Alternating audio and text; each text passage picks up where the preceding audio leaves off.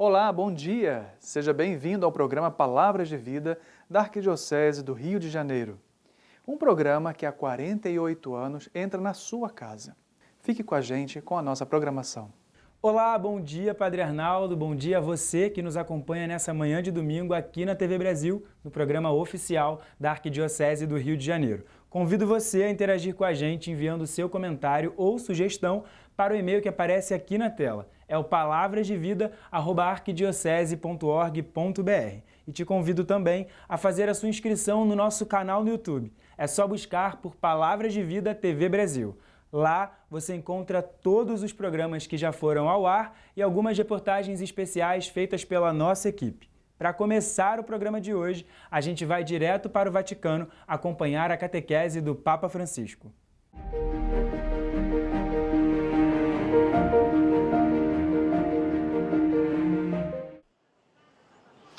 Nel nome del Padre, del Figlio e dello Spirito Santo. Amen. La pace sia con voi. E con il tuo spirito. Leitura da primeira carta de São Paulo aos Tessalonicenses. Irmãos, vede que ninguém pague a outro mal por mal. Antes, procurai sempre praticar o bem entre vós e para com todos. Vivei sempre contentes. Orai sem cessar. Em todas as circunstâncias dai graças, porque esta é a vosso respeito à vontade de Deus em Jesus Cristo. Não extingais o Espírito, não desprezeis as profecias. Palavra do Senhor. Cari fratelli e sorelle, buongiorno. Queridos irmãos e irmãs, bom dia. In questa penultima catechesi sulla preghiera, parliamo della Nessa penúltima catequese sobre a oração, falaremos da perseverança no rezar. É um convite, na verdade, um mandamento que nos é dado pela Sagrada Escritura. O itinerário espiritual do peregrino russo começa quando se depara com uma frase de São Paulo na primeira carta aos Tessalonicenses: orai sem cessar, e em todas as circunstâncias dai graças. As palavras do apóstolo comovem aquele homem que se questiona como é possível rezar sem interrupção, dado que a nossa vida é fragmentada em tantos momentos diferentes que nem sempre tornam possível a concentração. A partir desta pergunta, ele começa a sua busca, que o levará a descobrir aquilo que se chama a oração do coração. Consiste em repetir com fé: Senhor Jesus Cristo, Filho de Deus, tem piedade de mim, pecador. Senhor Jesus Cristo, Filho de Deus, tem piedade de mim, pecador. Vocês ouviram? Vamos dizer juntos? Senhor Jesus Cristo, Filho de Deus, tem piedade de mim, pecador. Uma simples oração, que é muito bonita. É uma oração que pouco a pouco se adapta ao ritmo da respiração e se estende ao longo do dia. Como é? Senhor Jesus Cristo, Filho de Deus, tem piedade de mim, pecador. Eu não ouvi, mais forte.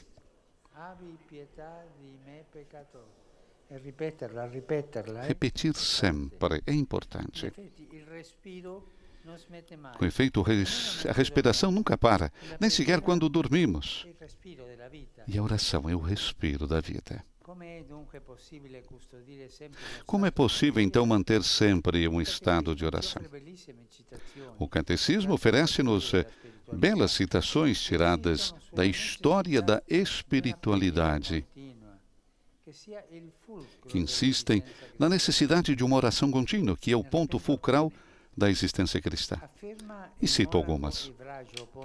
O monge Evrágio do Ponto afirma: não nos foi mandado que trabalhemos, velemos e jejuemos constantemente, mas temos a lei de orar sem cessar.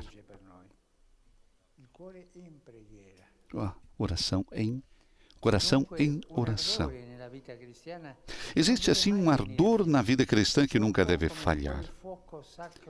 É um pouco como aquele fogo sagrado que se conservava nos antigos templos, que ardia sem interrupção e que os sacerdotes tinham a tarefa de manter vivo.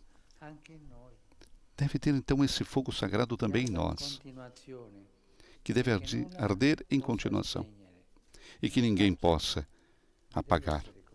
Mas deve ser assim, não é fácil. São João Crisóstomo, pastor atento à vida concreta, rezava assim: é possível, mesmo no mercado, durante um passeio solitário, fazer oração frequente e fervorosa. Sentados na vossa loja, a tratar de compras e vendas, até mesmo cozinhando. Pequenas orações. Senhor, tenha piedade de nós. Ajuda. Pois bem, a oração é uma espécie de pauta musical, onde colocamos a melodia da nossa vida. Não está em contraste com o trabalho diário. Não contradiz as muitas pequenas obrigações e compromissos, mas antes é o lugar onde cada ação encontra o seu sentido, o seu porquê e a sua paz. Certamente, pôr em prática esses princípios não é fácil. Um pai e uma mãe, ocupados em 1000 afazeres, podem sentir nostalgia por um período da sua vida quando era fácil encontrar tempos regulares e espaço para oração. Depois, os filhos, o trabalho, as ocupações da vida familiar, os pais que envelhecem, tem-se a impressão de nunca conseguir concluir tudo. Por isso é bom pensar que Deus, nosso Pai, o qual tem de cuidar de todo o universo, se lembra sempre de cada um de nós. Por conseguinte, também nós devemos recordá-lo sempre. Podemos então recordar que no monaquismo cristão o trabalho foi sempre realizado com grande honra, não só por dever moral de prover a si mesmo e aos outros, mas também por uma espécie de equilíbrio interior. O trabalho, um equilíbrio interior. É perigoso para o homem cultivar o interesse tão abstrato a ponto de perder o contato com a realidade. O trabalho ajuda-nos a manter-nos em contato com a realidade. As mãos juntas do monge carregam os calos daqueles que empunham pás e enxadas. Quando no Evangelho de Lucas Jesus diz a Santa Marta que a única coisa realmente necessária é ouvir Deus, não significa de modo algum que despreza os muitos serviços que ela estava realizando com tanto empenho. Tudo no ser humano é binário. O nosso corpo é simétrico. Temos 2 braços, 2 olhos, 2 mãos. Assim também o trabalho e a oração são complementares. A oração, que é o respiro de tudo, continua a ser o pano de fundo vital do trabalho, até em momentos em que não é explícita. É desumano estar tão absorvidos pelo trabalho a ponto de não encontrar tempo para a prece. Ao mesmo tempo, uma oração que está alienada da vida não é saudável. A oração que nos afasta da realidade do viver torna-se espiritualismo, ou pior, ritualismo. Recordemos que Jesus, depois de ter mostrado a sua glória aos discípulos no Monte Tabor, não quis prolongar aquele momento de êxtase, mas desceu com eles do monte e retomou o caminho diário, porque aquela experiência devia permanecer nos corações como luz e força da sua fé, para os dias que viriam, os dias da paixão.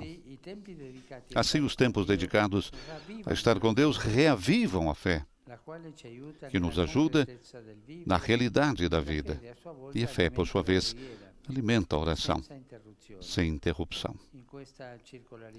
Nesta circularidade entre fé, vida e oração, o fogo do amor cristão que Deus espera de cada um de nós mantém-se aceso. Vamos repetir então aquela oração simples, que é tão bonito repetir todos os dias. Vamos ver se vocês ainda recordam. Todos juntos. Senhor Jesus Cristo, Filho de Deus, tem piedade de mim, pecador. Mais uma vez.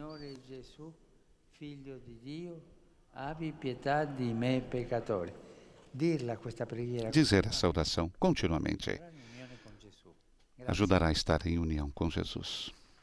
Teremos agora a síntese em português com o Sr. Bruno e depois a saudação do Santo Padre, os fiéis de língua portuguesa. De língua portuguesa, testemunho a vossa santidade, sentimentos de gratidão e afeto filial, que acompanham com as suas orações pelas vossas intenções de pastor da Igreja Universal. No final da audiência, cantaremos o Pai Nosso em latim. Depois, o Santo Padre concederá a todos os presentes a bênção apostólica, extensiva aos seus familiares, especialmente aos doentes, às crianças e a todos aqueles que passam por necessidades. O Santo Padre abençoará igualmente todas as lembranças e objetos religiosos que os peregrinos tenham consigo. Resumo da catequese desta manhã. Hoje falaremos da perseverança na oração, partindo da exortação a orar sem cessar, que nos faz São Paulo na primeira carta aos Tessalonicenses. Mas como isso é possível, uma vez que a nossa vida é fragmentada, com tantos momentos diversos que dificultam a manter a concentração? Temos a resposta para tal dilema na tradição da espiritualidade cristã, que ensina que a oração deve ser como fogo sagrado que ardia nos antigos templos, sempre alimentado para não se apagar.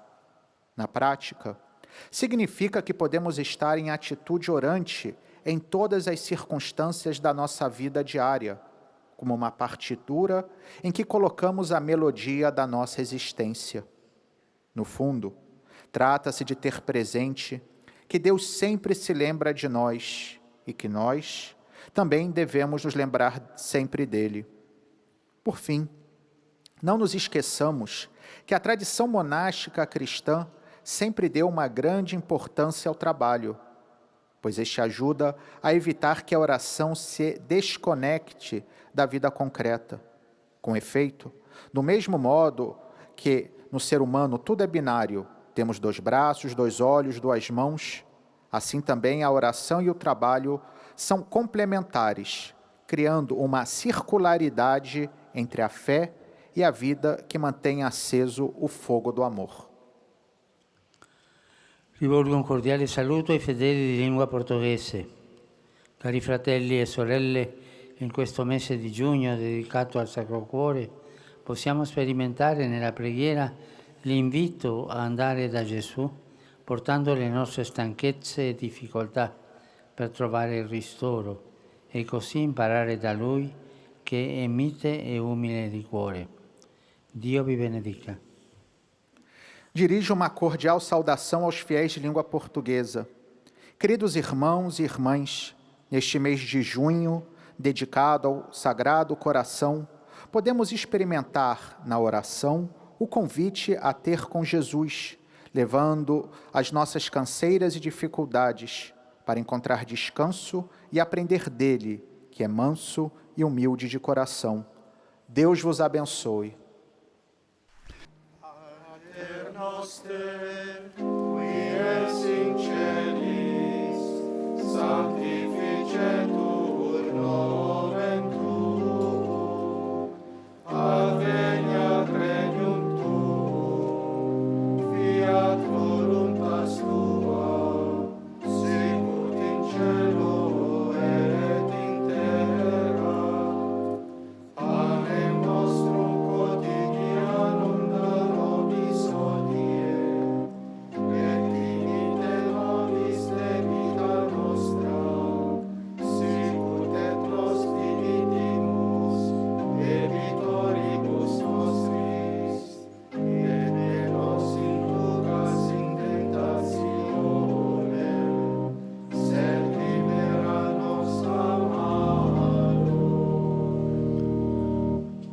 Dominum vobiscum. et cum spiritu tuo, Sit nomen Domini benedictum. ex hoc nunc et usque in seculum, Aiutorium nostrum in nomine Domini. qui feci caelum et terra.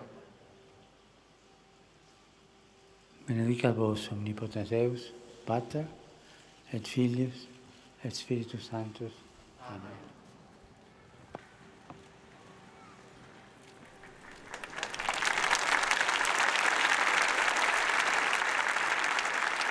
E com a bênção apostólica do Papa Francisco, chegamos à conclusão da audiência geral desta quarta-feira, em que a temática foi perseverar no amor, dedicada à oração. Terminamos com o pedido do Santo Padre para repetirmos com fé esta oração. Senhor Jesus Cristo, Filho de Deus, tem piedade de mim, pecador. Uma oração que pouco a pouco se adapta ao ritmo da nossa respiração e que se estende ao longo de todo o nosso dia. A oração, recordamos, é o respiro da vida. Desejando a todos vocês uma boa quarta-feira e um bom prosseguimento a todos vocês e um bom trabalho. Nos estúdios da Rádio Vaticano, em Roma, Silvana e José. Louvado seja nosso Senhor Jesus Cristo.